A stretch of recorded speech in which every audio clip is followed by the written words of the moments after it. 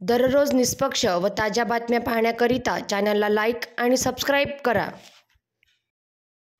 Police आयुक्त doctor Ravindra single यांनी रात्री 8 ते 10 दरम्यान सलग चौथ्या दिवशी वैयक्तिकरित्या नागपूर शहरातील पोलीस ठाणे पारडी येथे अचानकपणे भेट दिली।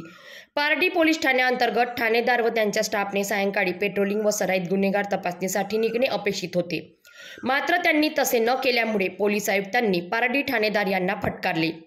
यानंतर पोलीस आयुक्तांनी पोलीस फौजफाट्यासह सिम्बायोसिस कॉलेज परिसराकडे मार्गक्रमण केले।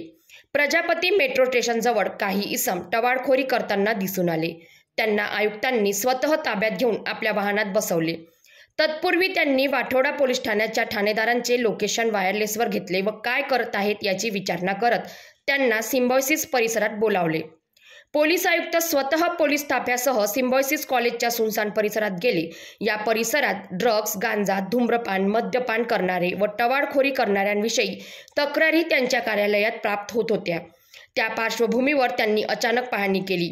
यावेळी अंधाऱ्या भागात काही इसम आपले अस्तित्व लपवून दारू पिताना व सार्वजनिक ठिकाणी आरडाओरड करताना आढळले।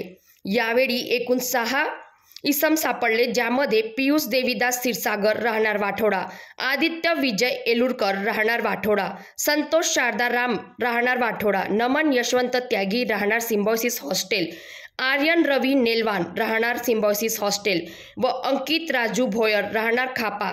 या 6 संशयितांवर पोलीस आयुक्तांनी स्वतः कारवाई केली। त्याचप्रमाणे ठाणेदारांचे लोकेशन वायरलेस संचावर घेऊन चौकशी केल्यामुळे संपूर्ण नागपूर पोलीस वर्तुळात याची चर्चा होती।